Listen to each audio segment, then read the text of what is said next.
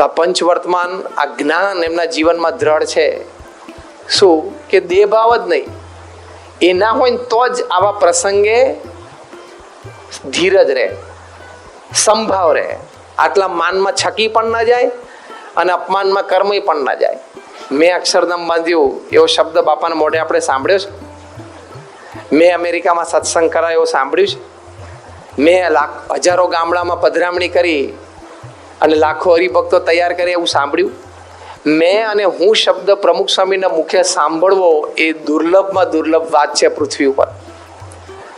એમના જ્ઞાન અતિશય દ્રઢ છે કે આ દેહ છું જ નહીં, આપણે આત્મા છીએ, અક્ષર છીએ અને ભગવાનના દાસ છીએ. એટલે કોઈ પણ પરિસ્થિતિ એમને ડિસ્ટર્બ જ નથી કરી શકતી. અક્ષરધામમાં આતંકવાદી હુમલો થયો ગાંધીનગરમાં 24 સપ્ટેમ્બર 2002. સ્વામી શ્રી સારંગપુરમાં હતા, મિટિંગમાં બેઠા હતા.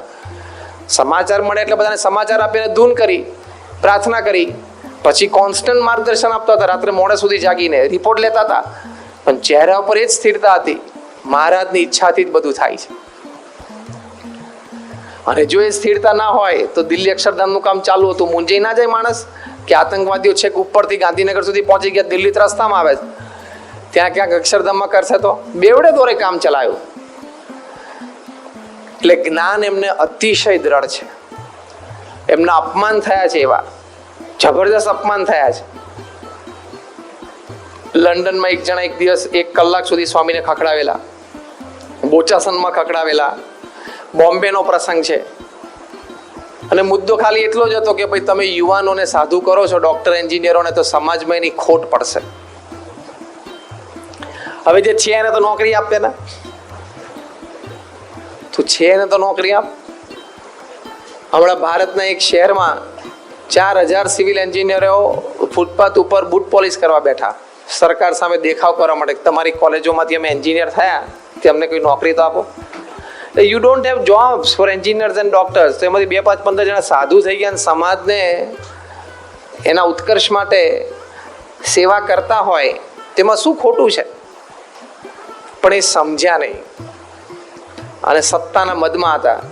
કારણ કે યુનિયન કેબિનેટ મિનિસ્ટર હતા, પ્લાનિંગ કમિશન ઓફ ઇન્ડિયામાં મેમ્બર હતા, અને 1 કલાક પ્રમુખ સ્વામી મહારાજને ખખડાયા. સ્વામીને પાછો 101 ડિગ્રી તાવ હતો. તમે કોકની પાસે ઉઘરાણી કરવા ગયા હો ને તમારા પોતાના પૈસાને તમે માંગતા હો ને તમે જુઓ ને કે પેલો માણસ તાવમાં છે, તમે આમ આપણે એમ થાય જવા દે ને પછી વાત કરશું. એટલો પણ વિવેક એમને ના રહ્યો સત્તાના મદમાં. અને પૂરું બોલી રહ્યા, સ્વામી તો એક અક્ષર ના બોલ્યા. અને કોક આપણને ખખડાવતું હોય ને આપણે કંઈ ના બોલે ને તો એ 2 વાર બોલે, 3 વાર બોલે, પછી એ કંટાળીને જતા રહે. બોલવાનું બંધ કર્યું ને એટલે વિવેકસાગર સ્વામી તરફ જોઈ. વિવેકસાગર સ્વામી તો 2-3 વખત અમને બધાને જે તે પ્રસંગે બંધ રાખવાનો પ્રયત્ન કર્યો. સ્વામી કે ના, એમને બોલી લેવા દો. વિવેકસાગર સ્વામી કે મારી કફોડી પરિસ્થિતિ થાય, હું પેલા રોકી ના શકું અને સાંભળી ના શકું એ શું બોલે. હા, એમ થાય કે આપણે ગુરુને આવી વાત કરે તો કે સાંભળી ના શકું, પણ વચ્ચે બોલવા જો તો સ્વામી રોકે. સ્વામી કે ભલે બોલતા. એટલે કફોડી પરિસ્થિતિ. એના કરતાં વિવેકસાગર સ્વામી કે મારી કફોડી પરિસ્થિતિ ત્યારે થાય જ્યારે પેલું પૂરું અપમાન કરે ને પછી સ્વામી ધીમેથી મને કે જમાડ દેજો એને. એટલે વિવેકસાગર સ્વામી હસતા હસતા કે આ બધાને મેં જ જમાડ્યા. આમ થાળી પછાડવાનું મન થાય એટલે ખા, પણ મારા ગુરુએ આજ્ઞા કરી તને જમાડવો તો પડશે જ મારે. પણ પ્રેમથી પાછા એને જમાડી શકે. અને એ વ્યક્તિ જે યુનિયન કેબિનેટ મિનિસ્ટર હતા અને પ્લાનિંગ કમિશન ઓફ ઇન્ડિયામાં મેમ્બર હતા, પછી તો મહારાજે વચનામૃતમાં લખ્યું છે પ્રથમના 72માં કે આવા સંત છે તો દયાળુ છે, એના અંતરમાં તો કોઈના પ્રત્યે રાગ દ્વેષ નથી, પણ એના અંતરમાં રહ્યા જે ભગવાન તે પોતાના ભક્તનું અપમાન સહન કરી શકતા નથી.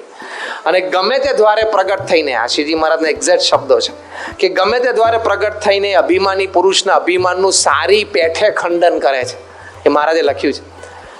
અને જે તે પ્રસંગો બની ગયા પછી તો એ પ્લાનિંગ કમિશનમાં ન રહ્યા, કેબિનેટ મિનિસ્ટર પણ ન રહ્યા, પ્રાથમિક સભ્યપદમાંથી જે તે પોલિટિકલ પાર્ટીમાંથી પણ રાજીનામું આપવું પડે એવી પરિસ્થિતિ થઈ. અને સામાન્ય વ્યક્તિ થઈને અમદાવાદમાં બેઠા હતા. 1988માં પ્રમુખ સ્વામી મહારાજ નૈરોબીમાં હતા. પોતાની એક સામાજિક સંસ્થા માટે ફંડ ઉઘરાવવા માટે આવેલા. એમને એમ થયું કે હું પ્રમુખ સ્વામી મહારાજને કહું કે એમની જન્મજયંતિમાં હજારો માણસ ભેગા થયા છે, તો પ્રમુખ સ્વામી મહારાજ પોતે મારી સંસ્થા અને મારા પ્રોજેક્ટની જાહેરાત કરે તો લોકો મને ફંડ આપે. એ આવ્યા આમ દૂરથી. હવે વખતે કંઈ નહોતા, સામાન્ય હતા. અને સામે 15-25 હજાર માણસ પ્રમુખ સ્વામી મહારાજના લીધે બેઠા હતા. સ્વામી પોતાના આસન ઉપરથી ઊભા થયા, સ્ટેજની સામે આમ ચાલતા ગયા અને છેલ્લો દાદરો એ વ્યક્તિ ચડી પ્રમુખ સ્વામી મહારાજે હાથ આપીને પ્રેમથી અમને સભામાં આવકાર્યા. જે સંતોએ આ દ્રશ્ય જોયેલું અને આ પ્રસંગ પૂર્વેનો જાણતા હતા એ બધા સંતોના આંખમાં આંસુ આવી ગયા કે શું સ્વામીનું નિર્માણીપણું છે, માફ કરવાની કક્ષા કઈ છે, કોઈ પણ દુઃખ, અપમાન કે આઘાતને ઝીલવાની કે ભૂલી જવાની શક્તિ છે એમની. સ્વામી એમને આસન ઉપર બેસાડ્યા અને એ પૂર્વે મંચ 2-3 મહાનુભાવો સાથે ઓળખાણ કરાવી અને એમની ઈચ્છા હતી એ પ્રમાણે પ્રમુખ સ્વામી મહારાજે પોતે એ સભામાં પોતાના પ્રવચનમાં એમની સંસ્થા અને એમની એક સામાજિક કાર્ય એની માટેના ફંડની અપીલ કરી. ત્યારે ઝૂકી ગયા એ માણસ કે સ્વામી આવી સંતતા તો મારા જીવનમાં પહેલી વાર જોઈ. તો જો સ્વામીના જ્ઞાન દ્રઢ છે એટલે એમને દેહનું કોઈ અપમાન જ નથી લાગતું. દેહ ભાવ ગયો એટલે લોયાના છઠ્ઠા વચનામૃત પ્રમાણે દોષ માત્ર ગયા અને દેહ ભાવ ગયો એટલે આત્મભાવ આવી ગયો. એટલે લોયાના છઠ્ઠા વચનામૃત પ્રમાણે શ્રીજી મહારાજના વચન પ્રમાણે ગુણ માત્ર આવી ગયા. પ્રમુખ સ્વામી મહારાજ બહુ એક સિમ્પલ જ્ઞાન કરે છે, વેરી સિમ્પલ. આવા મહાન પુરુષો હોય ને એના લોજિક્સ બહુ સિમ્પલ હોય, એના અન્ડરસ્ટેન્ડિંગ છે ને બહુ straight forward, down to earth અને સિમ્પલ હોય. સ્વામી એક સરસ વાત સમજાવે છે પ્રમુખ સ્વામી મહારાજ, જે વાતથી એ 93 વર્ષનું જાહેર જીવન જીવ્યા. સ્વામી એમ કહે છે, સ્વામી કે કોઈ આપણને એમ કે ગધેડા જેવો છું, કોઈ આપણને એમ કે ગધેડા જેવો છું, તો આપણે લાગી આવે કે નહીં કે મને ગધેડો કયો? સ્વામી કે આપણે તરત બાઈ ચડાઈને સામે ઝઘડવા જઈએ એને. સ્વામી કે તને કહ્યું ત્યારે તું ગધેડો નહોતો, હવે તું આ બાઈ ચડાઈને સામે ગયો ને ત્યારે થયો. આ પ્રમુખ સ્વામી મહારાજનું બહુ સરસ જ્ઞાન છે, વેરી સિમ્પલ. પછી આગળ એ વાત કરે છે. સ્વામી કે આપણે આપણું નામ કિરણભાઈ હોય અને આપણી સામે જોઈને કોઈક બોલે કે મહેશભાઈ અહીંયા આવો તો, એટલે આપણે પહેલા તો આમ આશ્ચર્ય થાય કે આ મને નથી બોલાવતા લાગતા. ફરી વખત આપણે કે કિરણભાઈ અહીંયા આવો તો, અરે મહેશભાઈ અહીંયા આવો તો તમે આપણે આજુબાજુ જોઈએ કે મહેશભાઈ આજુબાજુ બેઠા છે એને પેલા ભાઈ બોલાવતા લાગે. છતાં આપણી સામે જોઈને કે ભાઈ તમે મહેશભાઈ અહીંયા આવો તો આપણે શું કહીએ પ્રેમથી કે ભાઈ તમારો કદાચ ખ્યાલચૂક થતો લાગે છે, કોઈ ચહેરો ભેગો થઈ ગયો લાગે છે, બાકી હું કિરણ છું, મારું નામ કિરણભાઈ છે, હું મહેશભાઈ નથી, એટલું તમે કહો ને. સ્વામી કે બસ તો કોઈ કહેતો ગધેડો છું તો જો કેનો પહેલા જોવું કે આજુબાજુ કોઈ ગધેડો ઊભો છે એને કહે છે, અને પછી ધીમે ધીમે કેવું કે ભાઈ તમે કહો છો પણ હું માણસ છું, હા હું ગધેડો નથી. કેટલી શાંતિ રહે. દુનિયા માત્રના પ્રશ્નના સમાધાન થાય કે ના થાય? કેટલું સિમ્પલ જ્ઞાન છે. વિવેક સાગર સ્વામી આ જ્ઞાનનું વર્ણન આ શબ્દોમાં કહે છે કે બાપાના શબ્દો છે ને પછી એક્શન કરે છે. સારું પણ ટાઈમે છે ને આ જ્ઞાન વચ્ચે ઊભું નથી રહેતું. ગધેડો શબ્દ અને દેવભાવની વચ્ચે આ જ્ઞાન ટાઈમે નથી આવતું. કે પ્રમુખ સ્વામી મહારાજ એક ત્રીજી વાત કરે છે કે કોઈ આપણને કે ગધેડા જેવો છું તો સ્વામી કે 2 મિનિટ શાંતિ રાખવી આપણે અને જોવું કે ધોળું ચામડું છે, પાછળ જોવું પૂંછડું છે, નીચે જોવું 4 પગ છે, કાને હાથ અડાડો કે લાંબા કાન છે, આ બધું નથી ને તો બસ ગધેડો નથી આપણે, ભલે ને કે. પછી ચોથી વાત કરે છે પ્રમુખ સ્વામી મહારાજ કે કોક આપણને કંઈક દે પણ આપણે લઈએ નહીં તો એ ક્યાં રહે?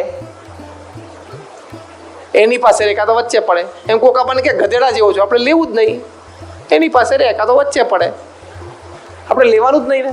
Very simple. આ બહુ જ મોટી વાત છે. આટલું બધા સમજે તો કેટલા પ્રશ્નોનો હલ થઈ જાય. અત્યારે જેટલા કંઈ યુદ્ધ બધા થાય છે એ બધા શબ્દોની જ મારામારી છે ને. આમ બોલ્યા ને એનો આમ અર્થ કાઢ્યો ને એનો અર્થ આમ નીકળે, એનું લીગલ એક્શન આમ થાય ને એનો એડમિનિસ્ટ્રેટિવ અર્થ આમ થાય ને એના જ પ્રશ્નો છે ચારે બાજુ. તો આ જ્ઞાન એમને અતિશય દ્રઢ છે, એવો વૈરાગ્ય એમને અતિશય દ્રઢ છે. આજે 75 વર્ષથી પ્રમુખ સ્વામી મહારાજ એક જ ડ્રેસ પહેરે છે. હું વેરી સિમ્પલ વાત કરું છું, તમે ખાલી ટ્રાય તો કરજો. આ વૈરાગ્યનો એક એક્સપેરિમેન્ટ છે કે અઠવાડિયા સુધી એક જ કપડાનો પહેરજો તો ખરા, એક જ કલરના. તમને અઠવાડિયા પછી એમ થશે કે સારું કંઈક જુદું હોય તો સારું. 75 વર્ષથી પ્રમુખ સ્વામી મહારાજ એક જ કલરના કપડા એક જ સ્ટાઇલથી પહેરે છે. પોપ જોન પોલને 1984માં પ્રમુખ સ્વામી મહારાજ વેટિકન રોમમાં મળવાના હતા. આગલા દિવસે રોઇટર્સ રિપોર્ટરે પ્રમુખ સ્વામી મહારાજને પૂછ્યું કે are you going to meet the pop tomorrow in this dress? આમ જોયું પ્રમુખ સ્વામી મહારાજના પહેરવેશ સામે, ખુલતું ને ખુલ્લું સિલાઈ વગરનું ગાતર્યું ને ધોત્યું, કે તમે કાલ સવારે પોપને આ કપડામાં મળવાના છો? તો સ્વામીએ, વિવેકજીવન સ્વામીએ તરત ભાષાંતર કર્યું કે બાપા આવું પૂછે છે. સ્વામી કે એમાં એ શું પ્રશ્ન પૂછે છે? આ તો ભગવાન સ્વામિનારાયણ અમને વેશકેશ આપેલા છે, એ પ્રમાણે અમે રહીએ છીએ અને એ પ્રમાણે જ બધી દુનિયામાં ફરીએ છીએ. તો વિવેકજીન સ્વામીએ આ વાત પાછું અંગ્રેજીમાં પેલા રિપોર્ટરને કહ્યું. તો રિપોર્ટર આમ જોઈ રહ્યો, oh I thought this was your night dress. ખુલતું જોયું તો કે આ તમારો નાઇટ ડ્રેસ. વિવેકજીવન સ્વામી કે બાપા એવું કહે છે કે નાઇટ ડ્રેસ. સ્વામી કે કોઈ નાઇટ નથી, ડે 24 કલાક આ જ છે કે સ્વામી કે ડે. સ્વામીને એવું નથી કે when you are in Rome you must be Roman. ઘણા બધા ધર્મગુરુઓને એવું થઈ જાય, પરદેશ જઈએ તો થોડી છૂટછાટ લઈ લઈએ. સ્વામીને જરા એવું નથી, when you are in Rome you must be Roman નથી. Wherever he is an Indian, he is a Swaminarayan sadhu. એ ભારતીય છે અને સ્વામિનારાયણના સાધુ છે. તો એવી રીતે સ્વામીશ્રીના જીવનમાં અતિશય દ્રઢ વૈરાગ્ય છે, અતિશય દ્રઢ વૈરાગ્ય. 1978 સાલનો એક પ્રસંગ છે. સ્વામીશ્રી ગોંડલ પહોંચ્યા, દિવાળીના 10-12 દિવસો બાકી હતા. પૂજ્ય દેવચરણ સ્વામી અને પૂજ્ય પ્રગટ ભગત એમની સેવામાં હતા. હવે આમે ધોતિયા ગાત્રે ઘસાઈ ગયેલા, નવા કાઢવાના જ હતા 2-5 દિવસમાં. દેવચરણ સ્વામીએ જૂના ધોતિયા કાઢી અને નવા કપડાં સ્વામીને આપ્યા. અને સ્વામી સવારે સ્નાન કરી અને ટોવલ પહેરીને બેડરૂમમાં આવ્યા અને સ્વામીને સેવક સંતે કપડાં હાથમાં આપ્યા પહેરવા માટે. સ્વામી કે કેમ નવા? તો કે બાપા અમે જૂના ઘસાઈયા છે. સ્વામી કે એટલા બધા નથી ઘસાણા કંઈ કાઢવા જેવા. કે બાપા હવે અમે કાઢવાના જ હતા, આ દિવાળીના નવા દિવસો આવે છે, નવા પહેરલો. સ્વામી કે આપણે કંઈક રસ જેવું નથી કે દિવાળી આવે એટલે નવા કપડાં કાઢવાના. આપણે તો ફાટે ત્યારે કાઢવાના હોય, આપણે ફાટે ત્યારે કાઢવાના હોય. કે બાપા ફાટવા જેવા જ છે. સ્વામી કે ફાટવા જેવા છે ને ફાટવામાં બહુ ફેર છે, તું એ લઈ આવજા. એમ કરીને ધોતિયું નાખ્યું છે તું પલંગ ઉપર. સ્વામી કે પેલું લઈ આવે. તો દેવચરણ સ્વામી આમ ભાવ, ભક્તિભાવ અને થોડા બુદ્ધિશાળી બે રીતે એ કે સ્વામી પણ એ તો ગઈકાલે સંતો સારંગપુર જતો હતો ને ભેગા મોકલી આપ્યા. હવે આની સામે તો કંઈ બોલવા જેવું હતું જ નહીં, કોઈ આર્ગ્યુમેન્ટ નહીં. સ્વામી કંઈ વાંધો નહીં, બોલ્યા કંઈ જ નહીં, પહેરી લીધા કપડાં. 1.5 મહિના પછી વિચરણ કરતા કરતા સારંગપુર પહોંચ્યા. રાત્રે સવારે જાગીને સ્નાન કરીને સ્વામીશ્રી આવ્યા અને સેવક સંતે હાથમાં ધોતિયું આપ્યું ને. સ્વામી કે તું કહેતો હતો ને કે સારંગપુર મોકલી આપે, જ્યાં લઈ આવ. તું કહેતો હતો ને કે સારંગપુર મોકલી આપે, જૂના જે લેતો હું ઊભો છું. કે બાપા ખબર નહીં કોઠારમાં હશે, શોધવા પડશે. સ્વામી કે જો હું શાંતિથી બેઠો છું પલંગ ઉપર, તું જા લઈ આવ, મારે બધો ટાઈમ છે. મંગાયા, જૂના આયા, પછી પહેર્યા અને પછી સભામાં ગયા. આટલો તો દ્રઢ વૈરાગ્ય છે. આ તો હરિભક્તોનો પ્રેમ ને હરિભક્તોનો ભાવ છે અને સમયની અનુકૂળતા ને એમનો લાભ વધારે લોકોને મળે એટલે બીજી બધી સવલતોનો એ ઉપયોગ કરે છે. આપણો ભક્તિભાવ છે અને આપણને વધારે લાભ મળે એટલે. બાકી એમને તો કશું જ નથી જોઈતું. અતિશય દ્રઢ વૈરાગ્ય અને ભક્તિ એનું તો એ સાક્ષાત સ્વરૂપ છે. અનન્ય ભક્તિ ઠાકોરજી પ્રત્યે. આજે કેનેડાની પાર્લામેન્ટમાં સન્માન હોય, 550 પાર્લામેન્ટેરિયન્સ MP સ્ટેન્ડિંગ ઓવેશન આપે અને સ્પીકર જાહેરાત કરે કે આઈ રિક્વેસ્ટ પ્રમુખ સ્વામી મહારાજ. આમ હું રિક્વેસ્ટ કરું છું પ્રમુખ સ્વામી મહારાજે પોતાના સ્થાને ઊભા થાય અને દરેકને એમના દર્શનનો, એમની વાણીનો લાભ મળે અને ક્લેપિંગ શરૂ થાય અને પ્રમુખ સ્વામી મહારાજ ઊભા ના થાય. આ તો પ્રસંગ. તમે આનું વિડીયો આંખ બંધ કરીને જુઓ ને તમને એમ થાય કે શું એ ઘટના હશે અને શું સ્વામીના અંતરમાં ઠાકોરજીનો મહિમા હશે. સ્વામીએ સેવક સંત હતા નિર્ભય સ્વામી, એમને કહ્યું તમે ઊભા થાવ. કે બાપા તમારું નામ બોલાણું, તમે ઊભા થાવ. સ્વામી કે નિર્ભય ઠાકોરજી તારી પાસે છે, ઠાકોરજીનું સન્માન છે, આપણું નથી. એમના લીધે આપણને લોકો બોલાવે. ઊભો થા. એવી બાપા જોસ્તી પર ઊભો થા. સર ભાઈ સેવક સંત ઊભા થઈ ગયા ઠાકોરને લઈને અને પછી સ્વામી ધીમેથી ઊભા થયા. બસ લોકો ક્યાં 550 પાર્લામેન્ટેરિયનને પૂછ્યું હોત કે આ છે શું આ ભેગું, એ તો કોઈ ના બોલી શકત કે આ હરિકૃષ્ણ મહારાજ છે. બોલો, કોઈ ઓળખતું નહોતું. સ્વામી એવું માને છે દ્રઢપણે કે મહારાજના લીધે જ આપણે છીએ, બાકી તો એમના નામથી એમનું સન્માન હતું. તો આવા સમયે ભગવાન યાદ આવવા, આવા સમયે ભગવાનને આગળ કરવા એ કોઈથી થાય નહીં. એવી રીતે અપમાન થયું હોય તો પણ ભગવાન આગળ રાખી, ભગવાનની ઈચ્છા. કેટલાય પ્રસંગે સ્વામી શ્રી નૈરોબીથી પાછા 1974 સાલમાં એવું અપમાન. સ્વામી કી જેવી મહારાજની ઈચ્છા. લંડન હેરોનો કેસ હારી ગયા. સહી ઝુંબેશમાં બધા આપણી વિરુદ્ધમાં લોકલ્સે સાઇન કરી કે આ લોકો પણ ઇસ્કોનની જેમ રાત્રે ધમાલ કરશે અને અમારી પ્રાઇવેસી ડિસ્ટર્બ થશે. Part of the legal process. હારી ગયા. સ્વામી કે જેવી હરિકૃષ્ણ મહારાજની ઈચ્છા. આ ભગવાનનું કરતાપણું માનવું એ જબરજસ્ત ભક્તિભાવ છે સ્વામીના જીવનમાં. તો આવી રીતે આવા ધર્મ, જ્ઞાન, વૈરાગ્ય, ભક્તિ એ 4 મહાન સદગુણો જેના હૃદયમાં હોય, બાકીના બધા સદગુણો એનામાં હોય, એમની વાણી, એમના શબ્દો, એની અસર જ જુદી હોય, એના માર્ગદર્શનની અસર જ જુદી હોય. પપૈયાના બી આવે છે, ખેતી જે કરતા હોય ને પપૈયાની, એ બી વાવે ને, એ બીની રેન્જ ખબર છે? એના ભાવની રેન્જ 500 રૂપિયા પણ 100 ગ્રામ મળે છે અને 5 લાખ રૂપિયાના પણ 100 ગ્રામ મળે છે. એ 5 લાખ રૂપિયાના 100 ગ્રામ બે પપૈયાના બીજ મળતા હશે, એની ક્વોલિટી કઈ હશે? એ ક્વોલિટી જુદી. બી જેવા જ લાગે સામાન્ય, બે ભેગા પડ્યા હોય તો, પણ એ ક્વોલિટી જુદી. હમણાં ટાઈમ મેગેઝિનમાં એક ફોટોગ્રાફ આવેલો, આવડી કેક, એક ફ્રેન્ચ કંપની બનાવે છે. ફેમિલી 5 જણાના હોય તો એ 5 જણા એક કેક જમી શકે ડિનર વખતે. એની કિંમત 5 કરોડ રૂપીસ. જાગ્રત અવસ્થા, તમને એમ ના લાગે કુલર ચાલુ છે ને ચાલે છે. 5 કરોડ એનો ફોટોગ્રાફ આવ્યો છે અને ફોટોગ્રાફ મેં કટ કરીને રાખ્યો છે, એટલે કોક વાત ક્વેશ્ચન કરે ને તમે બતાવવા થાય.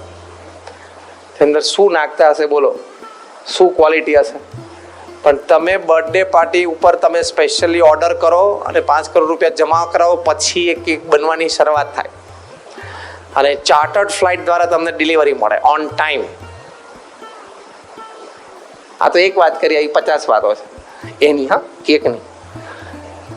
હવે એ પણ કેક કહેવાય અને એ પેલા બેકરીના સ્ટોર ઉપર પેલી માખીઓ બનતી હોય, અંદર કેક પડી હોય આવડા કટકા, 2 રૂપિયાના આપે ને એ ઊભો ખાતો હોય, એ કેક ખાધી અને પેલી એ કેક, બે જુદી છે. એટલે બહુ કક્ષા જુદી છે. એમ પવિત્રતામાં પણ બહુ કક્ષા જુદી હોય. સામાન્ય માણસ એમ કે હું કોઈનું ખોટું નથી કરતો, મારા દરેક પ્રત્યે સદભાવ, એ પણ પવિત્રતા. અને ગુણાતીત સત્પુરુષની પણ પવિત્રતા. એના શબ્દોમાં બહુ જ ફેર પડી જાય. એ શબ્દોનું જે ઉદ્ભવ સ્થાન, એટલે આપણે જે કહીએ છીએ કે એમનું જે માર્ગદર્શન છે એની કિંમત એટલે વધારે છે કે એ જે પવિત્ર હૃદયમાંથી જે શબ્દો આવતા હોય ને, એ શબ્દોની ધારી અસર થાય. જેમણે આપણને કહ્યું કે જીવનમાં પૂર્ણ સફળતા પ્રાપ્ત કરવા માટે શું કરવું, એ જે પ્રશ્ન પૂછાયો પ્રમુખ સ્વામી મહારાજે, અને સ્વામીએ કહ્યું કે ભગવાનમાં શ્રદ્ધા, સંત સમાગમ, પુરુષાર્થ, નિયમિતતા અને આત્મવિશ્વાસ. તે શબ્દમાં એ તેજ છે, એ શબ્દ એમના પવિત્ર હૃદયમાંથી આવ્યા છે, એટલે એની ધારી અસર લોકો ઉપર થાય. સ્વામીના શબ્દની અસર કેવી છે? 1999માં પ્રમુખ સ્વામી મહારાજ બેંગ્લોરમાં હતા અને સ્વામી સભા કાર્યક્રમના અંતે આશીર્વાદ આપતા હતા.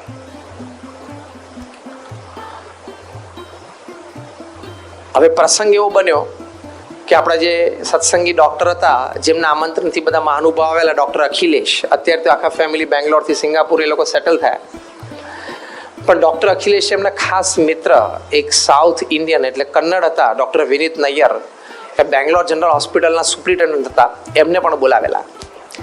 એ જ દિવસે સવારે ડૉક્ટર અખિલેશ એમના મિત્રને રિમાઇન્ડર ફોન કર્યો કે સાંજે તારે ખાસ 6 વાગે પહોંચી જવાનું છે કોઈ પણ હિસાબે.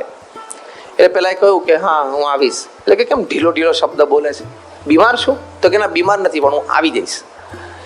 અને સાંજે ડૉક્ટર વિનીત નૈયર સભામાં એન્ટર થયા. ડૉક્ટર અખિલેશ એમને એસ્કોર્ટ કરતા હતા ફ્રન્ટ રોમાં બેસાડવા માટે. તો અંદર આમ સભામાં આવ્યા અને પ્રમુખ સ્વામી મહારાજ એ વખતે આશીર્વાદ આપતા હતા અને સ્વામી હિન્દીમાં બોલતા હતા. એક તો સ્વામીનું બોરસદી હિન્દી, ઘણી વખત તો અડધું ગુજરાતી બોલે, આખું ગુજરાતી બોલીને પાછળ હિન્દી ચાલે. પણ it was coming from a pure heart ને, શુદ્ધ હૃદયમાંથી એ વાત આવતી હતી.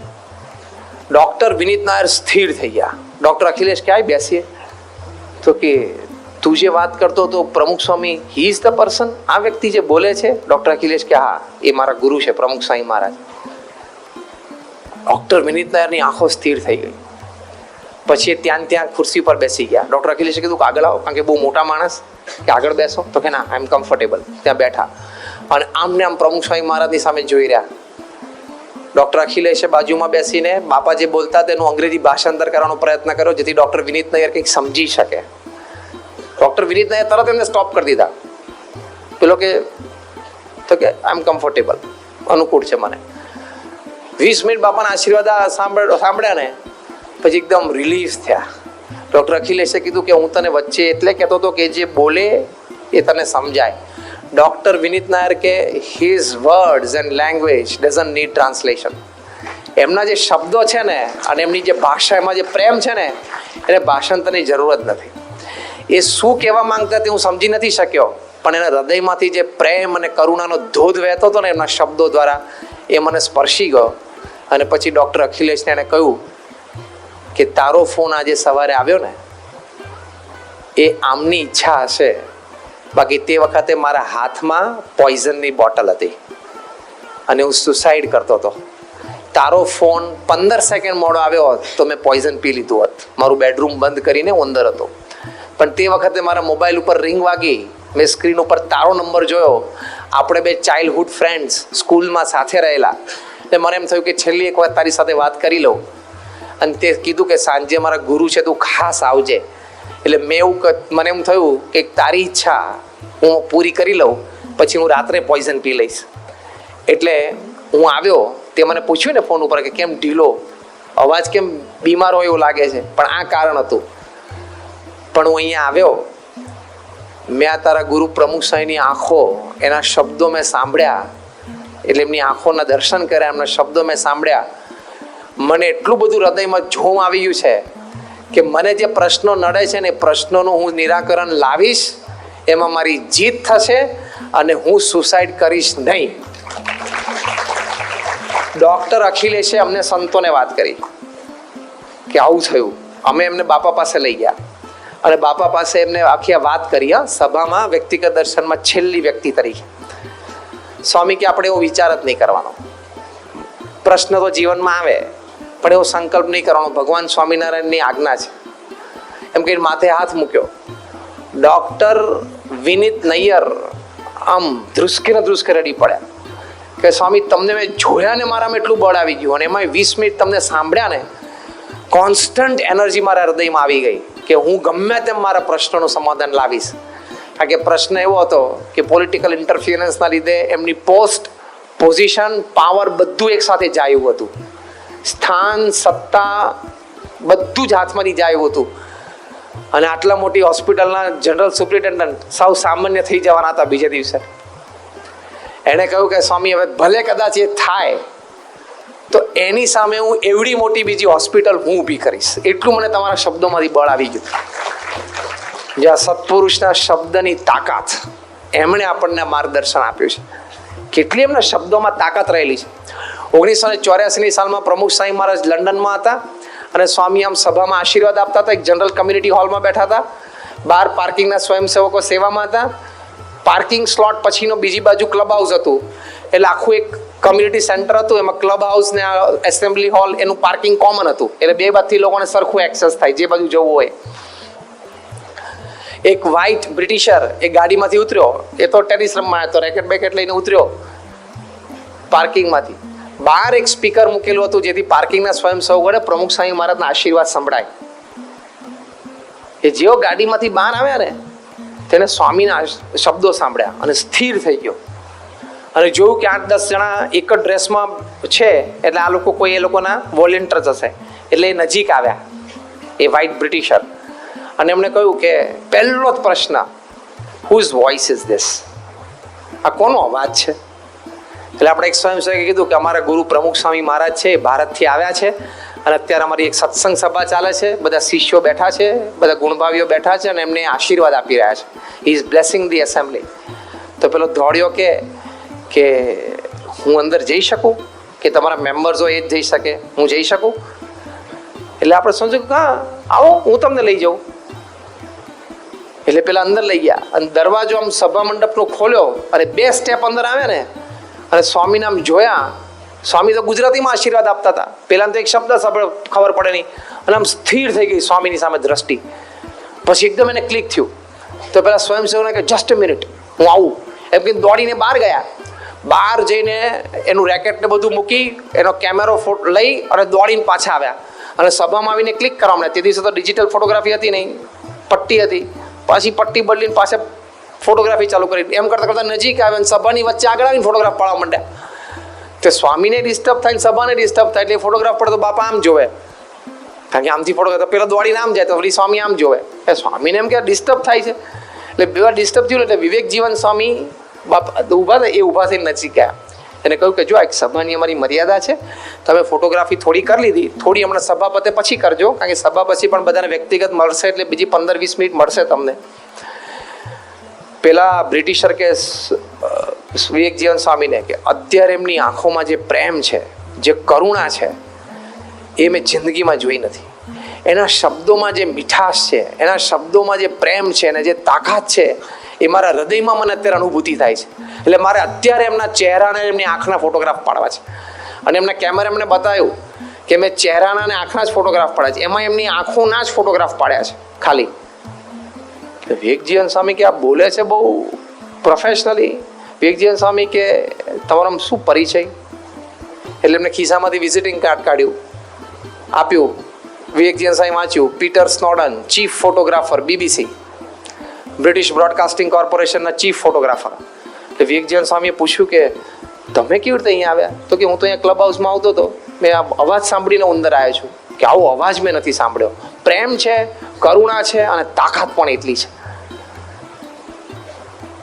પછી એને વિવેકજીવન સ્વામી કીધું કે સ્વામી મારે અત્યારે જ ફોટોગ્રાફ પાડે, you will have to allow me, મને પરમિશન આપવી જ પડશે. હવે આવો મોટો માણસ અને કેમ ના પાડી?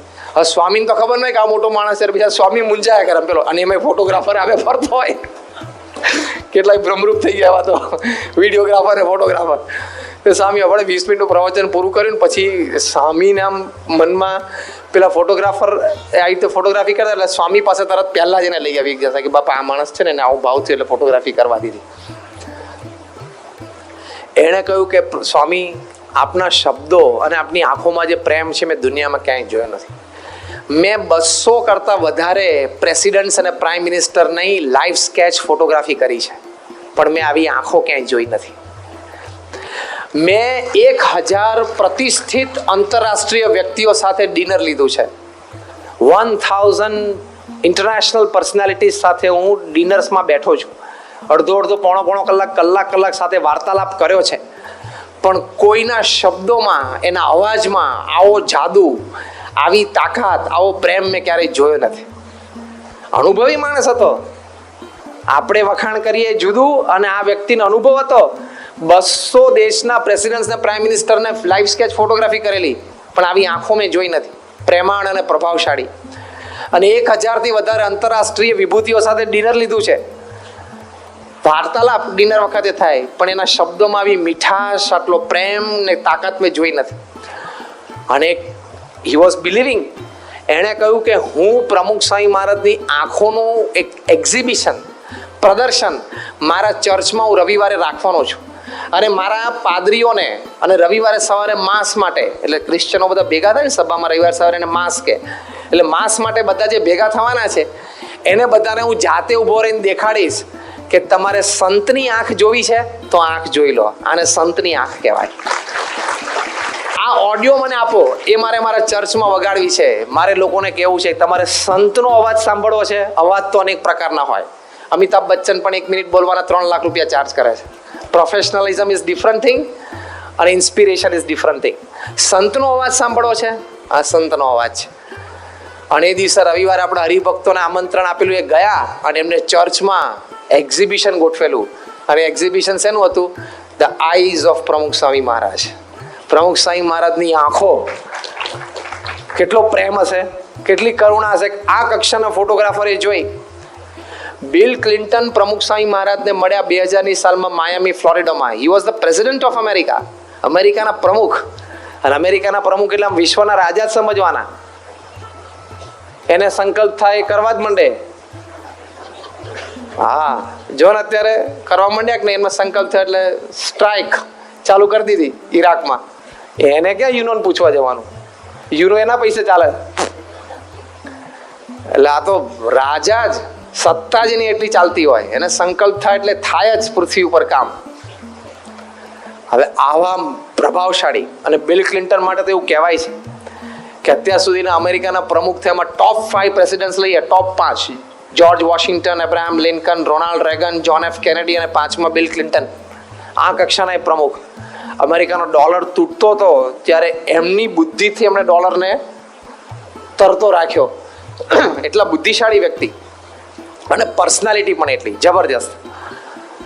બોમ્બેમાં આવેલા એઝ પ્રેસિડન્ટ, એ અને હિલરી ક્લિન્ટન પતિ પત્ની બંને, ત્યારે ત્યાં તાજમાં એમની કોન્ફરન્સ, અને ઇન્ડિયાના હુઝ હુ ભેગા થયેલા, ટોપ 500 લોકો આખા ઇન્ડિયાના. અને છેલ્લે બધાને તો કેવી રીતે મળી શકાય, એટલે વ્યક્તિગત દર્શન રાખ્યા હતા. બિલ ક્લિન્ટન એમના પત્ની સ્ટેજ ઉપર ઊભા હતા, અને આ બાજુથી બધા લાઈનમાં આવવાનું, હેન્ડશેક કરવાના, અને આ બાજુથી લાઈનમાં ઉતરી જવાનું. આટલી જ મુલાકાત, અને એમાં બધા ધ્યાન રાખે કે મારો ફોટોગ્રાફ બિલ ક્લિન્ટન સાથે પડી જાય. રતન ટાટા, મુકેશ અંબાણી, અનિલ અંબાણી, અમિતાભ બચ્ચન, સચિન તેંડુલકર બધા લાઈનમાં હતા. વ્યક્તિગત દર્શન. ચલો પાછળ એક કાર્યકર ઊભો હતો. હા, એવું સત્તા એની એવી હતી, પ્રભાવશાળી વ્યક્તિત્વ. 22 મિનિટ પ્રમુખ સાંઈ મહારાજને માયામીમાં મળ્યા. ત્યાર તો એ સત્તા ઉપર હતા. He was running for his second term, એટલે કેમ્પેઇન માટે નીકળેલા, બીજી ટર્મ માટે. 22 મિનિટની મુલાકાત. હવે સ્વામી તો એક શબ્દ અંગ્રેજીનો બોલી નથી શકતા. સામે બિલ ક્લિન્ટન અંગ્રેજીમાં બોલે, એ ગુજરાતી થાય. બાબા ગુજરાતીમાં બોલે, પાછું અંગ્રેજી થાય. એટલે 22 મિનિટની મુલાકાત સમજવાની કે વાર્તાલાપ તો 10 જ મિનિટનો થયો હોય, કારણ કે 2 વાર ફરે ને વાર્તાલાપ. 22 મિનિટની મુલાકાત પછી બિલ ક્લિન્ટન બહાર આવ્યા. એમને સંતોને વાત કરી. પહેલો જ શબ્દ બોલ્યા, his eyes are very expressive. એમની આંખો છે ને બહુ પ્રભાવશાળી છે. બાપાની આંખો ઉપર તો એક પારણ થાય એવું છે. બોલો, એમની આંખોથી જે પ્રભાવિત થયા છે ને લોકો, કારણ કે છે ને બહાર પણ લોકો ફેશિયલ એક્સપ્રેશન કે બોડી લેંગ્વેજથી પોતાના અંતરના ભાવો દાબી શકે. આંખ તો ચાડી ખાઈ જ જાય. તમારા હૃદયમાં જે ભાવ હોય ને, જે વ્યક્તિ પ્રત્યે કે જે પરિસ્થિતિ પ્રત્યે, તમારી આંખો તો પ્રદર્શિત કરી જ દે. આંખોના ભાવ ઉપર કોઈનો કંટ્રોલ જ નથી. તમે બોડી લેંગ્વેજ સારી રાખો, ફેશિયલ એક્સપ્રેશન પણ સારા રાખો. કેમ છો? આમ તમે બોલી શકો, ભલે ઘૃણા હોય તોય, પણ આંખ તો ચાડી ખાઈ જાય. જેને આઈઝ રીડિંગ આવડતું હોય ને ખબર પડી જ જાય કે બોલે છે પણ ભાવ જુદો જ. એમ જે સાચા ભાવ હોય ને હૃદયમાં, એ પણ આંખમાં આવી જાય. Eyes are the reflection of the heart. એ હૃદયનું પ્રતિબિંબ ત્યાં છે, એટલે ભાવ આવે જ બહાર. બિલ ક્લિન્ટને કહ્યું કે આટલી પ્રભાવશાળી આંખો મેં જોઈ નથી. અને બીજું તો વાક્ય એના કરતાં પણ જબરદસ્ત પ્રમાણમાં બોલ્યા. જો આવી વ્યક્તિ કોઈથી પ્રભાવિત થાય નહીં, કારણ કે આ કક્ષાના માણસો એને મળવા માટે જંગતા હોય ને. દુનિયા માત્રના કોઈ પણ દેશના પ્રધાનમંત્રી કે રાષ્ટ્ર પ્રમુખને જીવનમાં એકવાર સ્વપ્ન હોય કે અમેરિકા જઈને વ્હાઇટ હાઉસમાં અમેરિકાના પ્રેસિડેન્ટને મળવું છે. ફોટોગ્રાફ પાડીને બી ડ્રોઈંગ રૂમમાં લબડાવે ને કે આપણે તે દિવસે આપણે ત્યાં ગયેલા. એ આખી જિંદગી મૂર્તિની સ્મૃતિ કરવાની. એ કોનાથી પ્રભાવિત થાય? અને કદાચ પ્રભાવિત થાય ને તો એનો અહમ જ એટલો હોય ને, એ આમ એક્સપ્રેસ ના થાય, એ આમ વ્યક્ત ના થાય, દાબી દે પોતાના અંતરમાં. કોઈથી પ્રભાવિત થાય ને તો એમ ઠીક છે, ઓકે, બોલી તો ના જ જાય. બિલ ક્લિન્ટન બોલ્યા બીજું વાક્ય કે his eyes are full of integrity. એમની આંખો છે ને એમાં ઇન્ટિગ્રિટી દેખાય છે. એટલે શું કે એમણે આખા જીવનકાળ દરમિયાન પ્રામાણિકપણે રહ્યા છે. કોઈને દગો નથી દીધો, કોઈનું અહિત નથી ઈચ્છ્યું, કોઈને ધક્કો મારીને આગળ નથી આવ્યા, બધાને સાથે રાખ્યા છે, બધા ઉપર વિશ્વાસ રાખીને કામ લીધું છે, પ્રેમ આપીને કામ લીધું છે, ભૂલો માફ કરી છે. આ બધા સદગુણો ભેગા થાય ને એટલે અંગ્રેજીમાં એક શબ્દ બને, ઇન્ટિગ્રિટી. એ ઇન્ટિગ્રિટી મને એમની આંખોમાં દેખાય છે, એવું બિલ ક્લિન્ટન બોલ્યા. તો આ શુદ્ધ હૃદય છે, એટલે એમના દર્શનથી, એમની વાણીથી આટલો જબરજસ્ત પ્રભાવ પડે છે. લોકોના અંતરમાં જોમ આવી જાય છે. એ આ માર્ગદર્શન આપણને છે.